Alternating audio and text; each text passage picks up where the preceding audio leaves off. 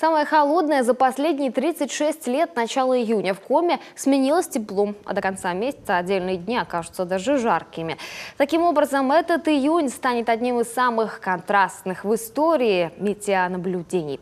На фоне роста атмосферного давления дожди на юге пройдут лишь местами. Сильно разогретый воздух уже начал закачиваться в нашу республику с центральных регионов страны. Отныне даже ночью здесь не меньше 12 градусов. В субботу 24, в воскресенье 30. И только в районе Воркуты 7-12 ночью, 17-12 днем. Об этом рассказали ведущие синоптики гидрометцентра Коми Артем Шомасов и Татьяна Осипова.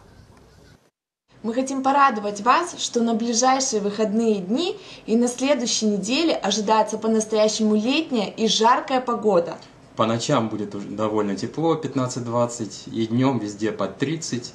Местами даже и до 33, но временами не исключены локальные грозовые дожди с резким усилением ветра до 15-22 метров в секунду, так что будьте готовы ко всему.